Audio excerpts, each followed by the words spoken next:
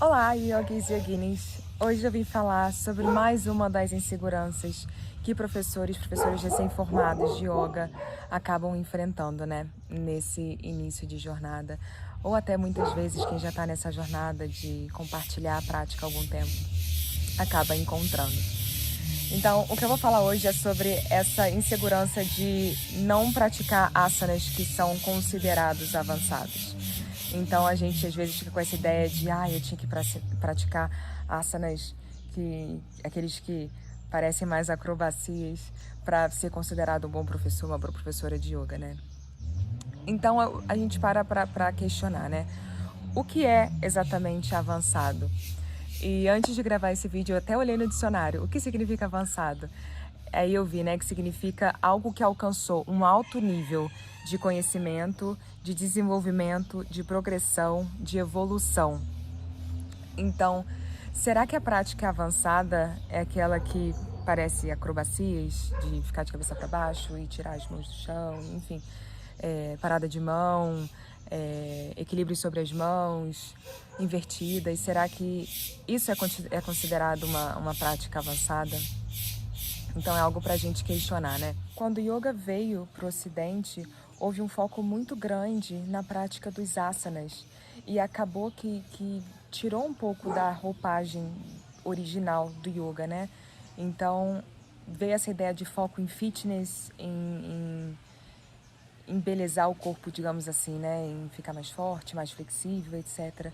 Então houve um holofote assim em cima da parte física, do corpo físico, e muitas das outras questões do yoga acabaram que ficaram em segundo plano, né? E a gente não pode esquecer que o yoga é um caminho espiritual, é um caminho de autorrealização, de autoconhecimento. Então aconteceu isso de colocarem o enfoque em outro lugar, que não é também é isso, mas não é exatamente isso, né? E aí a gente cai, né? A gente resvala para falar sobre qual é a função do asana. Então a função do asana, sim, é manter o corpo saudável, manter o corpo estável, forte, flexível. Sim, tem essa função de manter o corpo saudável. Mas, para além disso, a gente está movimentando prana, a gente está movimentando movimentando energia estagnada no corpo. E é uma preparação para a meditação. Então, a gente movimenta o corpo, a gente mantém o corpo saudável para que a gente consiga sentar e meditar. Então, a função do asana acaba que são essas. Se a gente parar para pensar no caminho óctuplo do yoga, né, de Patanjali, o Ashtanga Yoga, sistema Ashtanga Yoga. Asana são 8, né, o caminho óctuplo são 8 membros, sendo que o asana, o terceiro, é só um dos 8 membros. Então, a gente pode dizer que o asana seria 1/8, segundo Patanjali, né, nesse sistema de Ashtanga Yoga. Seria 1/8 do que significa yoga, né, do que é o caminho do yoga. Se a gente parar para olhar os Yoga Sutras, dos 196 sutras, 3 sutras falam do asana. Então, se a gente parar para olhar as escrituras, se a gente parar para olhar de fato o que é o yoga e o que significa o asana dentro do yoga, a gente vê que é uma pontinha, né? Às vezes eu vejo no Instagram, nas redes sociais, um meme que o asana, né, é a pontinha do iceberg que fica fora d'água e todo o restante do mundo do yoga é aquela parte gigantesca que não está aparecendo, não está visível embaixo da água, embaixo do mar. Então é bem emblemática essa imagem do iceberg, porque de fato o asana ele é uma porcentagem, né, se for falar em porcentagem, do yoga que é muito restrita. Então, o asana muitas vezes é a porta de entrada, né, para muitas pessoas, para muitos alunos, muitas alunas, praticantes. É a porta de entrada para o yoga, mas o yoga não se resume ao asana. Então, muitas vezes essa ideia de eu preciso praticar asana de certa forma, preciso praticar aquele asana específico, a gente coloca isso na nossa cabeça, mas fazer essa desconstrução também, né, é importante para a gente questionar sobre o que é o yoga de verdade. Então, se a gente parar para pensar no asana em si, né, muitas vezes também eu vejo muitos alunos tentando forçar um asana porque quer conquistar aquela postura, quer, por algum motivo, né, praticar aquela postura. E tantas etapas são puladas, né? Então é muito importante, se o caminho é esse, né, de alcançar uma postura específica, a gente não pode esquecer também da base, do fundamento daquilo. Tem um alinhamento, a gente está mantendo o corpo seguro para chegar naquele asana. A gente está mantendo a respiração. Então, se a respiração começa a ficar errática, se a gente prende a respiração, se a respiração começa a ficar desconfortável para permanecer no asana, então muita coisa está sendo comprometida para alcançar aquele asana. Então, será que isso é um asana avançado, né? Então, são vários questionamentos, né? De organizar a forma, o alinhamento está ali junto com a respiração, eles estão se complementando bem. Aí sim que a gente pode partir para um aprofundamento da postura, né? Então, olhar para um alicerce firme antes de partir para essa ideia de postura avançada, se é um caminho, né, que está sendo feito. E eu lembro de uma história, né, que uma vez uma professora minha me disse que ela foi numa aula de yoga, numa prática, e a professora que estava guiando a prática falou assim, e ela estava ensinando o Pincha Mayurasana, né, estava ensinando a postura do pavão. Ela falou... Então, algumas pessoas na sala estavam em Pincha Mayurasana, e essa minha amiga, professora de yoga, ela optou por Balasana, a postura da criança, porque ela sabia que naquele momento era o que ia servi-la melhor, era a postura que ia trazer mais benefícios para ela naquele momento. Então, ela optou pela postura da criança, em vez de ir para Pincha Mayurasana, para a postura postura do pavão. E aí essa professora falou... Algumas pessoas, né, escolheram outras opções, e essa professora falou, se você está na postura da criança, se você está em Balasana, você devia estar se perguntando o que você está fazendo nessa aula, nessa prática. E aí você para questionar, né? Será que o Pincha Mayurasana é a postura, é a prática avançada? A postura dessa professora em relação à visão que ela tem de uma postura avançada é o que é considerado avançado? Então é um questionamento que a gente faz, né? Do que é essa ideia de avançado, porque o yoga não é um exercício físico e nós sabemos disso, né? Nós sabemos disso. E muitas vezes a prática avançada vai ser ficar na postura da criança, vai ser permanecer em Shavasana.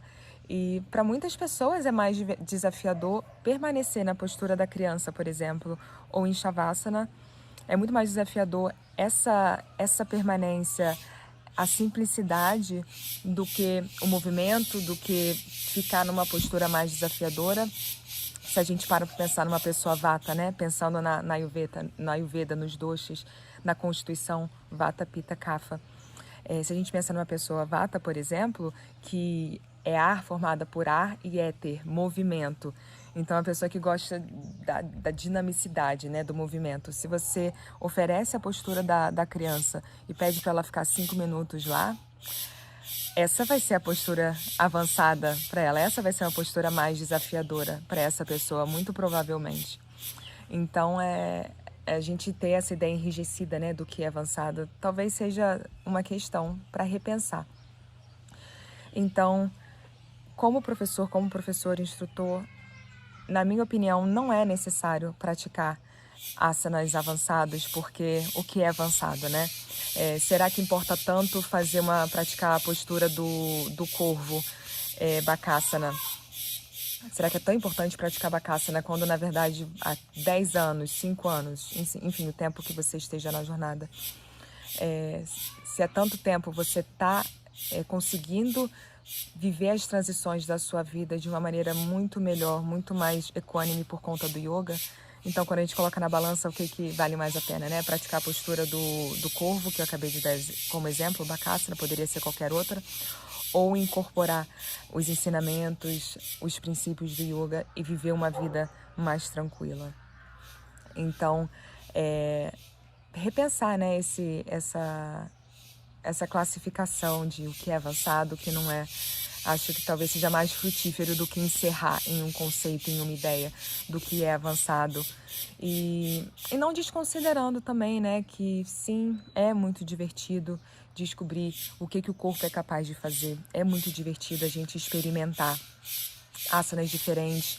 É divertido a gente experimentar, brincar com o corpo e ter a disciplina, né, para ver os avanços, ver o desenvolvimento de musculaturas, de força, de estabilidade, de flexibilidade.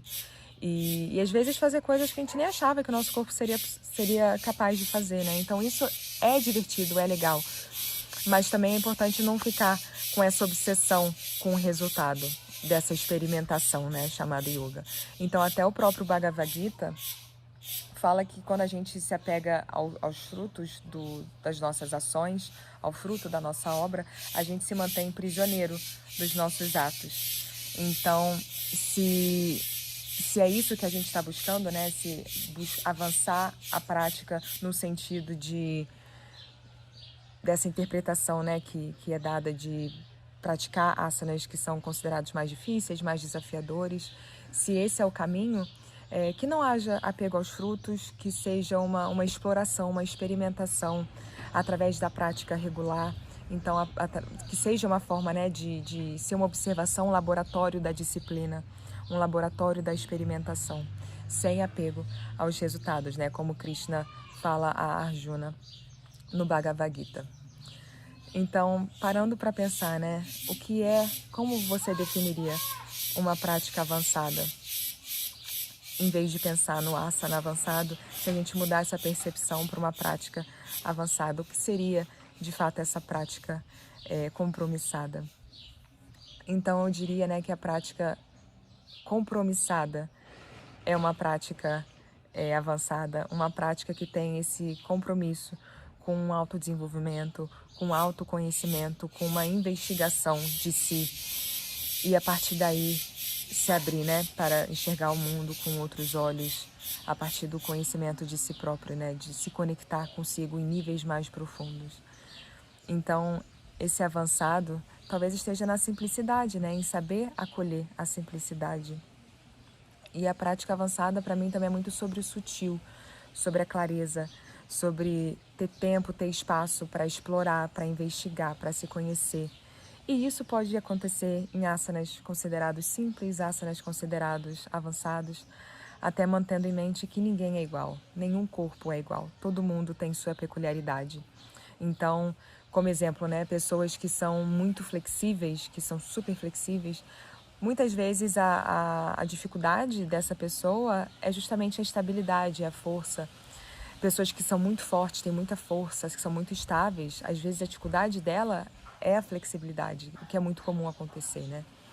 Então, a limitação de cada um vai ser diferente. Então, é muito difícil encerrar essa ideia de avançado, né? Porque a pessoa tá numa parada de mão, sem apoio de parede. Isso quer dizer que ela tá praticando uma postura avançada, um asana avançado? Será que balasana, na postura da criança, é uma postura menos avançada? Então, trazer isso tudo para questionamento, acho que acaba talvez sendo mais frutífero do que encerrar esses conceitos, né? Porque ser um professor que não pratica, acabei de dar o exemplo, né? A parada de mão, Adho Mukha Vrikshasana, ser um professor que não pratica Pincha Mayurasana, a postura do pavão, te faz uma professora, um professor menos capacitado, menos qualificado do que outros que praticam? Na minha opinião, a resposta é não, não te faz um professor menos qualquer coisa do que outro, né? Estamos cada um de nós na sua jornada, no seu caminho, que é completamente diferente de qualquer outro ser. Então, sempre caminhando com alto amor, com autocompaixão e cada vez conhecendo mais sobre si, né? Explorando esse mundo interno nessa jornada do yoga. Então, se tiver alguma pergunta, alguma dúvida, algum comentário, deixa aqui embaixo. E tiver alguma sugestão também de assunto que você queira ouvir aqui, manda sua sugestão. E siga aqui as redes sociais. E até a próxima. Namastê.